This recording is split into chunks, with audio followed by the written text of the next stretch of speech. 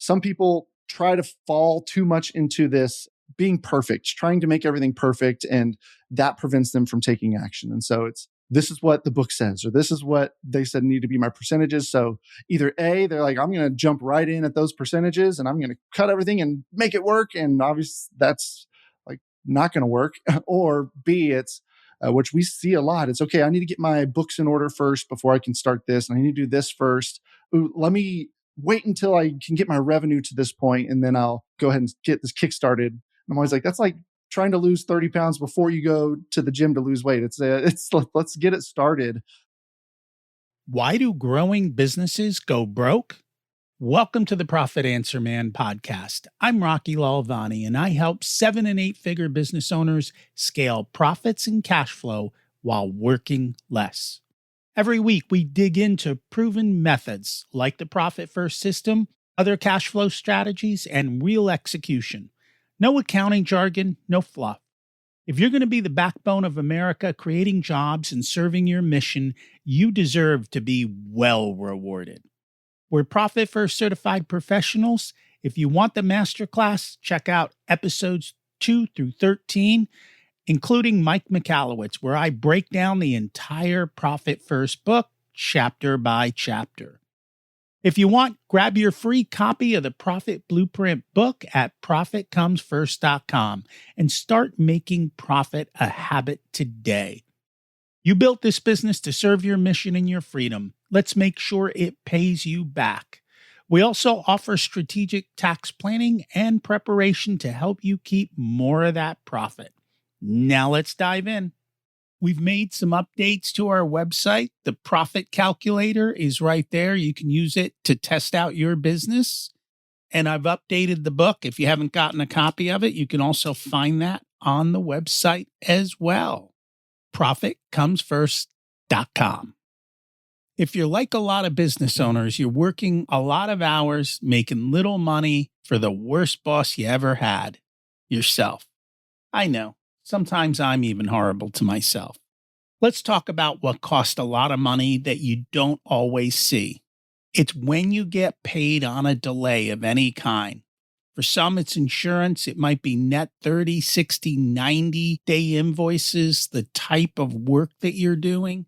That gap from when you do the work to when you get paid can make a profitable business feel super, super tight. Today, we'll get into the fix and we'll talk about how that occurs and some of the things that you can do to fix it. My guest today is Craig Dacy. He is also another Profit First professional, and he left teaching the 4th grade to teach business owners the same simple math. Let's meet him, see how it's done. Welcome to the Profit Answer Man, Craig Dacy. It's great to have you join us today. Oh, thanks for having me, Rocky. And I'm excited to learn from you. Can you share a little bit about yourself and your business? Oh, yeah. So I'm based in Austin, Texas. I own a financial coaching practice where we do profit coaching for small businesses. My background is honestly in education. I was a teacher for a long time. I taught 4th grade for about a decade. And at one point just decided, you know what, I'm reached a place where I was like, I don't really want to do this anymore, but I still love teaching. I have that passion for teaching. So what if I taught adults how to manage money? I had gone through this own journey on our personal finances. So we started working with people in the personal side. As we were doing that, we met business owners who we know very well that when the personal side struggles, the business struggles. And when the business is struggling, the personal side struggles. So we found this huge need on the business side of managing money. And ever since then, we have been rocking and rolling, trying to make a difference in how people view finances. It seems like it can be so complicated, managing cash flow. It feels like you need an accounting degree. And our job is just to take that simplicity of 4th grade math and just apply it to managing a business. And I think that's the key. I was going to say that. I was like, oh, you're a 4th grade teacher. That's perfect because that's about the math level that we're going to do. We're not going beyond that. And I think people get confused. They think business finance has to be this complicated thing, and it does not. Math is pretty basic, and you can run your business on pretty simple math if you understand what to do when you actually go do it. Yes. So I know you're also a Profit First professional. You believe. How did you come to learn about Profit First? Man, so when I decided to do this thing on my own, leave teaching, I've always done side businesses. I was a full time musician back before, right out of high school for a few years. So I'd always kind of had this entrepreneurial side, but never had I just gone out and done it when I have a mortgage to pay and a family with me. So I knew I had to get this thing figured out, and I just happened upon a podcast that Mike Michalowicz was on, sharing this idea of profit first, and it resonated with me because those cash flow statements and all those things, while I know they have a place, it just wasn't really helping me in managing the day to day and making money decisions today and for tomorrow and this week and this month.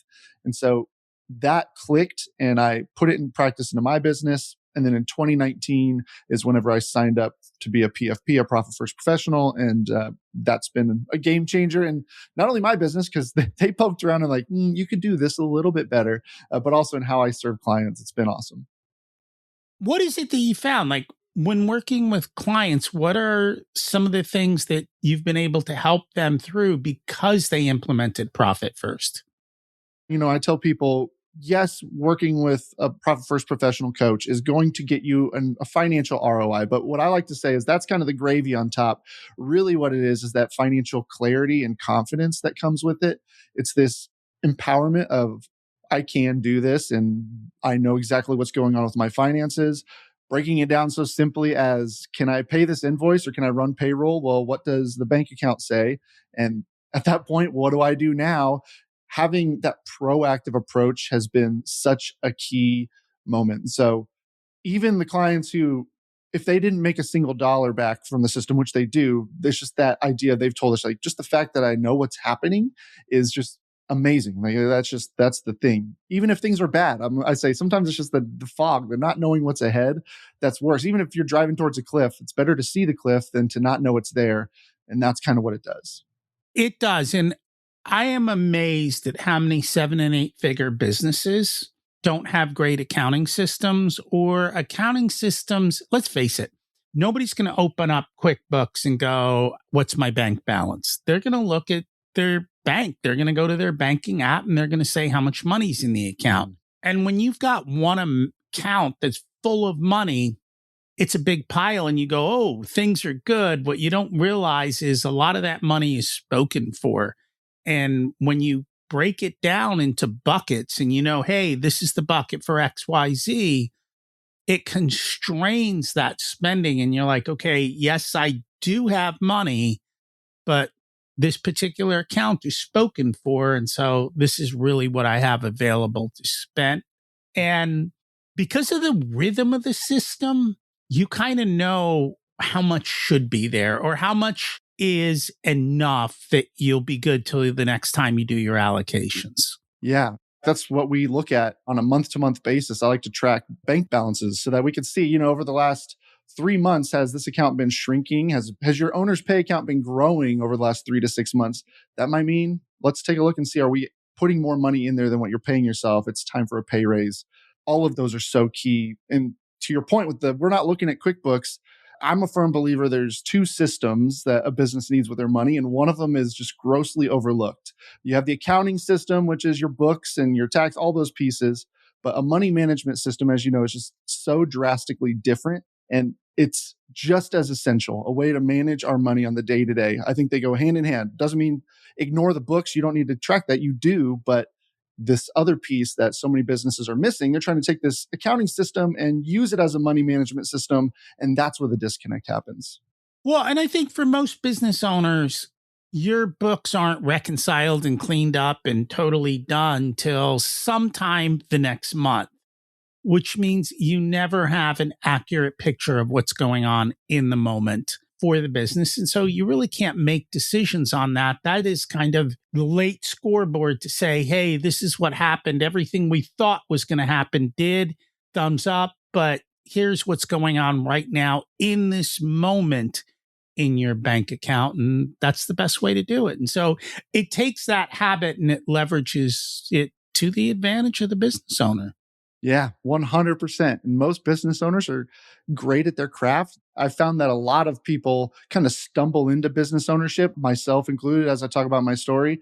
We don't necessarily go out and We work with a lot of physical therapists. So a lot of them get their doctorate and they're like, oh, maybe I'll start a practice.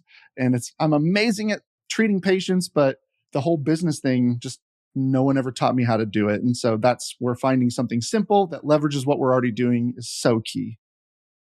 I know a little bit about physical therapy, and I know that cash flow is an issue. It is. Mainly because a lot of them, especially in the beginning, are taking insurance, Mhm. which means you might not be getting paid for 60 to 90 days. And depending on how you set your business up, if you're beholden to the insurance company, you don't get to pick your pricing. No. Somebody else is determining your pricing. They're determining how long your customer is going to be able to come to you. Say you've only got this many visits. So you have to figure out how to optimize all of that and manage your cash and know what the choices are that you have to make through that. You're absolutely right. Over 90% of practices are using and accepting insurance, and that's their main lead source where a majority of their business is coming from that. And so they almost feel like they can't break away from insurance. It's not always the case where they might need to, but it's just that the fact that they're so dependent on it and they're trying to pay their employees for treating patients. But like you said, they may not get the funds, the reimbursements in for another few weeks. The insurance might deny the reimbursement. So they've already paid their team to work with these people and then they don't even get the money for it. So it can create this headache. And we'll see a lag from cash flow is down these past 2 weeks. The bank's accounts are low, but you're paying these people. Well, it's because maybe 3 weeks ago was the holidays. And so you weren't seeing a lot of people. And so it's just this headache that it creates. And it's definitely, you can overcome it in the right system. Obviously, Profit First will help it, but it is a challenge that most PTs are facing. What are the things that are different for physical therapists with Profit First? Like, what are some of those key differences that you would talk about in the upcoming book that you're coming out with? The biggest thing is payroll, especially because, again, most of them are using insurance. And so the book can go to those who are taking private pay, but we speak a lot to insurance because that's what most of them are taking. And payroll is important. It's an engagement of time. So the PT owner can only treat so many patients in a given week, right? And so then when it's time to take on more patients, they have to hire someone. They're getting paid a lot of times either a percentage of the reimbursement rate, an hourly rate, whatever it is.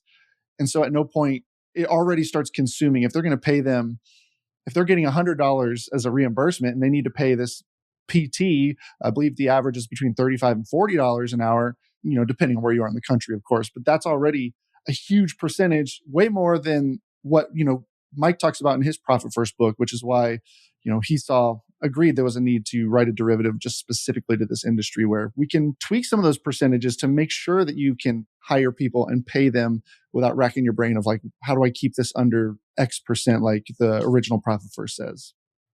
And I think that's where a lot of people get stuck with Profit First. The numbers in the book are averages. They're not industry specific and they're not specific to your particular business.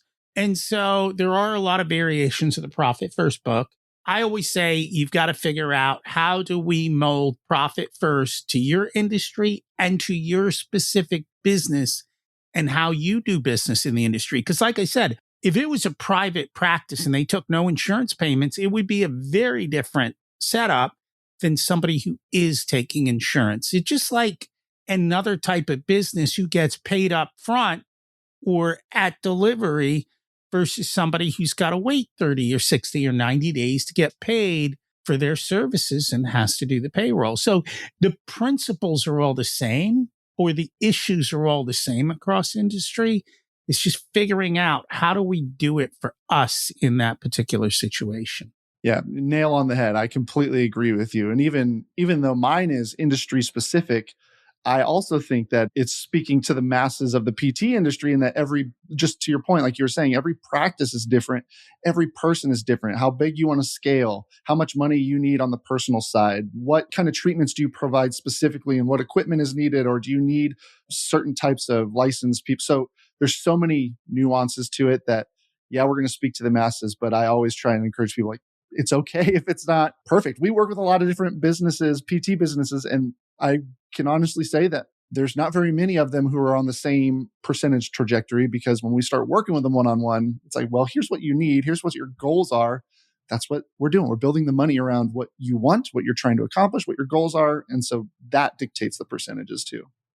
Yeah, that makes sense. What are some of the biggest issues you run into with business owners?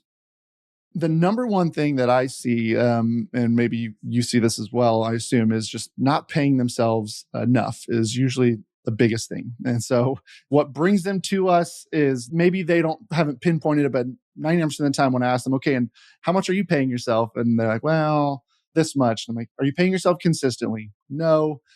Do you pull money out just whenever you need it? And it's like, yeah, I guess so. So that's such a pain point. And again, that trickles into the personal side, that affects the personal life. I always say business is personal, even though we always say it's not. It is, as the business owners. And so that is such a huge issue of overcoming. And then creating that plan and that foresight to say you can pay yourself consistently, you can pay yourself enough, is a pretty big turning point, I think. And I think people are shocked once they start allocating money to accounts, how easily it can sometimes happen. Yeah, and a lot of it depends on the debt burden they have or how big of a hole they created for themselves before they got help. Those things make a big, big difference. They do. How do you work with businesses where, like many of yours, the cash is so late in coming?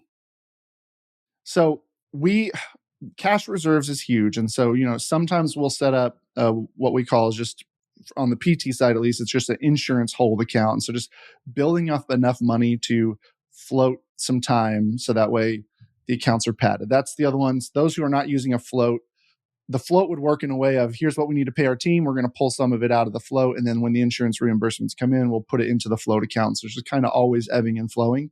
The simplest way, the way sometimes that can overcomplicate it for a lot of people. And I would say the simplest way is, let's just pad every account. Let's just make sure that there's enough cash breathing room, and we change what zero is. So instead of the account coming down to $0, it's what's our new zero? Is it 5,000, 10,000? So that if it dips below that, that's when we start to realize, okay, we need to start making changes now before it actually hits zero, because we are now in a place where we need to make some adjustments. How do you get the excess cash to pad them? So that's a great question. And so temporary sacrifice is the key. And once again, everybody's different. So the ones who are drowning in debt, key number one is, let's get rid of some of this debt to free up some cash so we can then pad the accounts. It might be cutting certain expenses for temporarily. So we do an exercise where we go through and say, are there any, we call it keep, cut, trim. And it's what expenses do we have to keep? And then which ones can we cut entirely, even for just a short season? And then trim is the big one. And it's like, where can we cut back? Can we look for alternatives, some different services, different things? What are we not using? And just trying to find a little bit of excess breathing room. Otherwise, it's just gradual. And so it's just, let's slowly turn down the heat. As you're making more revenue, we're going to change the new baseline. So now today it's $1,000 is your new zero. And maybe in a couple months, we're going to change it to 2,000 is your new zero. And just slowly over time, just moving it up a little bit. Do you find a lot in the trim bucket? We do.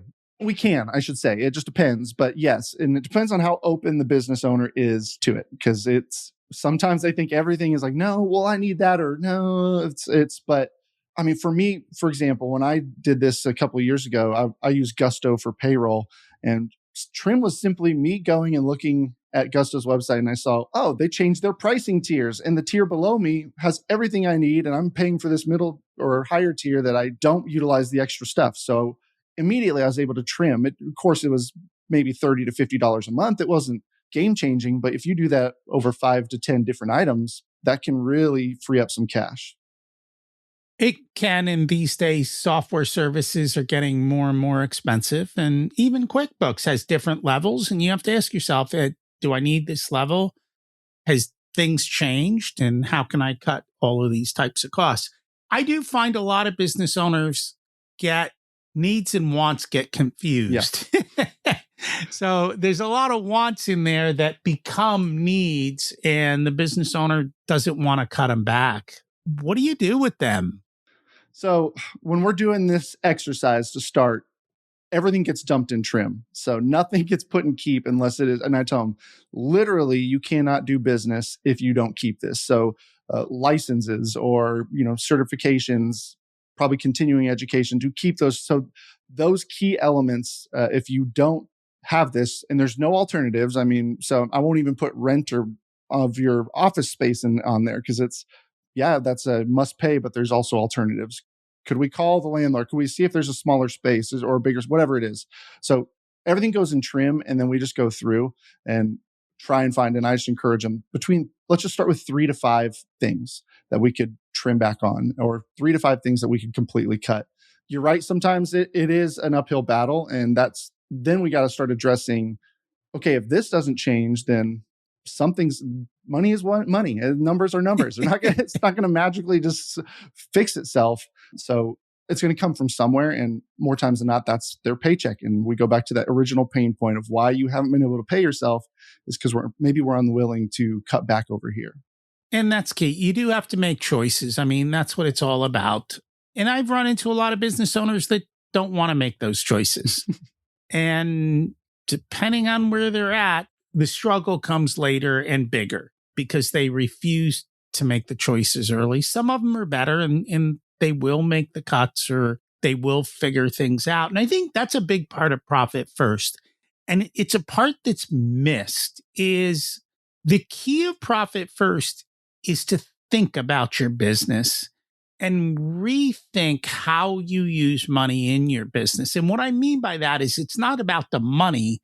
It's about how your systems and your processes work. How does your delivery work? Can we figure out how to do things faster? Can we figure out how to eliminate steps? Can we do things radically differently than everybody else is doing? I've got to believe in the physical therapy world, everyone thinks you have to do things the same way because that's the way they were trained. But somebody's out there going, hey, why can't I do this a whole different way? Or how do I get non-insurance add-on dollars? Or I already have this group of clients because I've got a relationship. Can I upsell them? Can I cross-sell them? Can I do something different? What can I do when they run out of insurance? Can I put them into something else so that you're growing revenue, changing revenue, and doing all of that type of stuff? And that's really what Profit First is about. Everyone thinks it's about bank accounts. It's not. It's about behavioral psychology and thinking differently about money in your business. Yes. And I think the bank accounts is just, you're right. That's just kind of the entry. That's the glimpse into the foundation so that you can do these things. It's not just bank accounts for the sake of bank accounts. It's now we have a system that allows us to do these things and to have the insights and make some changes, maybe changes that might cost a little money to even adjust or tweak. But you're right. I think that's such a key. It's efficiency. It's not about cutting everything back. There's that scorched earth mentality of I'm going to stop spending as much as I possibly can. Yeah, we want to cut back, but we want to be efficient. That's really the ultimate goal here, is making sure that when we're cutting expenses, it's that we're running lean and efficiently so that way we can do those things. And in PT, just like you were talking about, I think it's easy to get caught in that rehab trend of we get sent people who need to rehabilitate, insurance pays for it. After 6 to 8 weeks, they're on their own and they go back out into the world, and then we're trying to find another patient. I have a client who introduced us stem wave treatments. And so she got the equipment for it, and now it's adding that on afterwards. And that's a cash pay service. And they're buying packages that keeps them on for 10 weeks. And some people, it's going to be beneficial ongoing. And so there's just a lot of different, like you said, out of the box thoughts that need to come in order to really make some headway. Cutting expenses only goes so far. And that is the key. Cutting expenses only goes so far. And it's not so much just increasing revenue, it is increasing gross profit. And how much money do we actually have that's above and beyond just providing our services? Have you found some business owners who've done things radically differently and kind of shifted the paradigm in their industry? Some, I mean, the biggest ones we find, at least on the PT side, we have some who do mobile physical therapy, which is pretty unusual, but for them, it saves the money on having the office space and the team, or they have maybe some team that goes out and visits people in person. We have the cash pay ones who move to a session-based model, which is different. A lot of times when they're coming to us, it's that fear and just trying to create that mental space to give them capacity to approach things differently. We've had seasonal businesses that were spending time. I work with a company who does irrigation out in Utah, where in Utah they shut off water for 3 to 4 months during the winter. And so they genuinely have zero revenue coming in for 3 to 4 months. And so it's, what can we do that's outside of the box to serve people during that time? And so they introduced snow plowing and Christmas lights hanging up and all these different things that they could start providing during the winter months that you wouldn't think an irrigation company would necessarily offer. But it's, why not? Why not? They have the people who want to work during the winter, they have the capacity. Why not? I think that's a big part of it, is figuring out, what do I do with my excess capacity? In that case, it's seasonal. Sometimes it just might even just be, how do I increase the number of clients so that I can keep my people full? And then it's also the efficiency of your people. So, going back to the model for physical therapists is the same as a lot of models. What percent of pay do they get? And when do I pay it? Do I pay it up front, which is kind of what you were alluding to earlier? Or do we set up a deal where they don't get paid till the insurance pays? So is there some other type of system I can do, or some other way I can structure this to be able to pick up some of that margin and to be able to do that and make sure that there's more sharing of risk, or just the entire business structure itself? I've seen many people in the trades, and every single one has a different model of doing business. Some use subs, some don't use subs, some do this, some do that. How they put that together in a way that works for them, that's super profitable, is really important. And most of them don't always take the time to think about that until we sit down and kind of force it on them. Yeah, you're right. I've talked to so many people who are overpaying their team to the point where they're just struggling. And it's just because they had no idea. They're like, I didn't know what to pay them. And I was afraid they would quit and leave if I didn't continue to give them pay raises. I think finding that model that works. And I think it's different for every phase. Speaking to the PT industry, I think when you start hiring that first person, they're replacing you in a sense. So it's, if I'm the owner and I'm treating a patient, I'm making the full reimbursement rate and that's getting allocated. I'm not paying anyone to treat them. If I'm seeing 20 people a week and then I bring in another person and they see 10 of them, I give them 10 of my patients. We're making the same revenue, but now I'm paying them 30, 40% of that.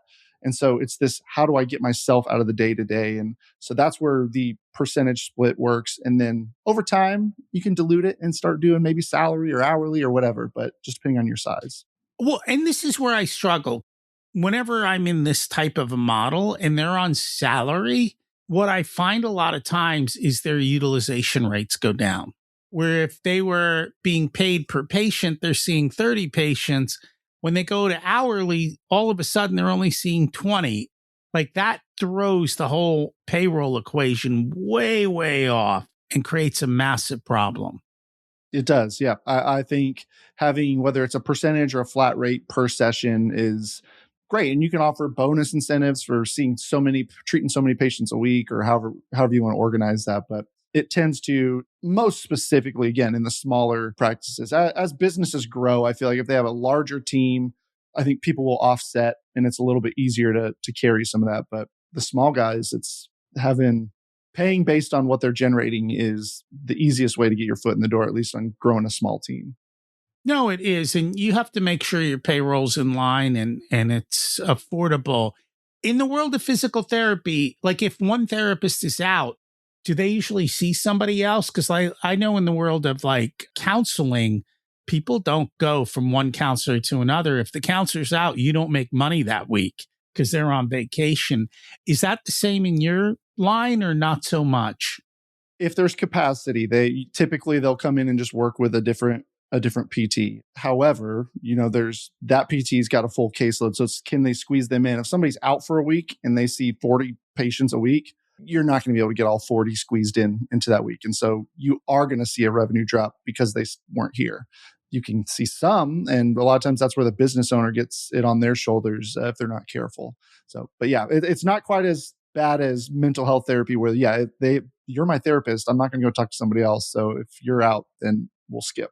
And those are the things you have to think about when you build your business model. Is what are these things that are going to affect my ability to bill this week?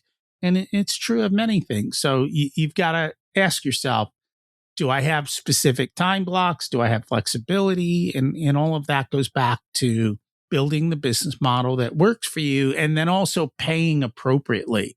I don't know how many people factor in vacation time, holidays, if they have any kind of benefits, and then the other half of the FICA taxes, and truly getting and understanding the loaded cost of your employee plus all their benefits. Many times I've seen business owners don't know and they end up undercharging. And they were like, why don't I have any money? It's because you didn't set the pricing correctly. Yes, we get caught in that hourly or even, again, flat rate, but you forget about all the other elements. Even if you don't have them today, you could hire somebody and have no benefits to offer yet, but 3 years down the road, now you introduce these benefits and all of a sudden they're costing you more, but you didn't change your pricing to accommodate it. So hiring and paying in a way of trying to leave some breathing room, especially if you don't have much control over what you can charge, leave breathing room for growth so that you can give them pay bumps and you can give them insurance and benefits down the road if you want to. What are some of the other issues that you tend to see pop up a lot in businesses? Again, a lot of it is the mental side of it all, and it's just this ability to of self confidence and being able to really grasp some of these ideas. And so that's where simplicity genuinely comes into play, just like what we were talking about. I also think some people try to fall too much into this being perfect, trying to make everything perfect, and that prevents them from taking action. And so it's this is what the book says, or this is what they said need to be my percentages. So either A, they're like, I'm going to jump right in at those percentages and I'm going to cut everything and make it work. And obviously that's like not going to work. Or B, it's which we see a lot. It's okay. I need to get my books in order first before I can start this. And I need to do this first. Ooh, let me wait until I can get my revenue to this point, and then I'll go ahead and get this kick started. I'm always like, that's like trying to lose 30 pounds before you go to the gym to lose weight. It's like, let's get it started. Or I always tell people, it's like, if your house is on fire, are you going to sit there and say, oh, let me go ahead and change the batteries and the smoke detectors because those were not there. Make sure my fire extinguishers are not expired. No, you're going to get out of the house. Like that's more important than getting all your ducks in a row. And so let's get you stabilized. Then you can get your ducks in a row and get everything organized after that. And that's a big part of it, is exactly what you said, is they've kind of got to do that and they don't. I don't know. I find a lot of people are allergic to the finances. And so there's always excuses and reasons. And it always amazes me how far behind a lot of things are when it comes to finances and things getting done. And at the end of the day, the purpose of business is to make money. So I would just assume people would put that at the top of their list beyond just checking the bank account. But what do I know? Yeah. It seems like that should be the obvious. And I mean, we all start businesses for the same thing. And whether I know people want to make an impact and serve people, but ultimately you could do that working for someone else. We're here because we started this thing because we probably either want more time or more money or some combination of the two. And as you know, so many business owners have working long hours, making little money for the worst boss they've ever had themselves. And that's exactly what we are trying to fix. Is there anything else that you wanted to share today but didn't get a chance to? No, I love, we were talking about this before we started recording, just the conversational piece and just getting to talk about money and kind of what we're seeing in the world. I just think it's not as complicated or as scary as it needs to be. And I'm glad you're pumping that message out there to people that just take action, make it simple, and small steps always. And I think that's the thing. People, for whatever reason, think they need a complex plan, and you don't. The simpler it is, the more apt you'll do it, and the higher the likelihood of success, I think. Yes. Yep. We've had people, cash flow forecasting, I think of course has its place, but at the same time, I'm telling them this is a crystal ball. All forecasting is trying to take what's happened and guess what's going to happen in the next few months. And yes, it has value, but if we're running our business solely on that and not on a money management system, sometimes that's where you crash and burn because you go open a a second location only to find out, global pandemic hit. And now we can't see anybody. So it's having a combination is super important. Well, I think that's the other thing, though. Don't open a second location until the first one's profitable. Yeah, yes. And that's where I think people get out of hand. They expand before it's time. Yes, if profitable and efficient, that you've truly got that one location to where you are squeezing as much cash juice out of it as you possibly can. I think is, yeah, you're right. I think people jump and then not doing research on a second location. I'm like, is it better to go to a second one or move to a bigger space? Because do you know if there's even people in that area that you're looking at just because there's a good deal for a rental space? Are your clientele there, or are you going to be able to get some business? Those are so many things that people don't even think about before they just sign on the dotted line. Plus, you're not paying attention to the first location. And so there's always slippage if the first place, as you said, isn't running tight. And so that's an important thing. I notice businesses scale, but they don't scale their profit and they don't scale their cash. They scale their problems much, much faster. And that's not what they're supposed to do. No. If people would like to learn more about you or the book, where can they find that? The book is set to release in early 2027, so probably around February. You can go to pf4pt.com, either the number 4 or the word 4. That's Profit First for Physical Therapists. There's a quiz on there that'll help identify what percentages we recommend for your practice, depending on the size. Lots of different things. And as we launch, there'll be different opportunities to get advanced copies and help us make sure that it's the best it can be before it actually goes to print. Cool. I appreciate that. And we'll put that in the show notes. Thank you so much for joining us. Awesome. Thanks, Rocky. It was so much fun. Are you underpricing your own labor right now? Not because you're bad at the math, because nobody showed you how to fully load the cost of people doing the work, the wages, the benefits, the taxes, the time off, the inconsistencies of their work, and the fact that they don't work at your speed. And you heard another profit first success story. I know it's a simple system, but people don't do it. It is a game changer. And if you know another business owner sweating over this stuff, do us a favor, share the episode. We'd appreciate that. Tired of scaling and growing beyond your cash? Ready to end the cash flow roller coaster and build real wealth inside and outside your business? We should talk. I serve 7 and 8 figure mission-driven business owners increase their profit and cash flow while working less. We help you build the businesses that run without you, so you work less and make more. Book your discovery call today. There's a link in the show notes. You'll work directly with me as your Chief Profitability Officer. If you're a 6-figure business owner, check out the Profit Blueprint program at profitcomesfirst.com.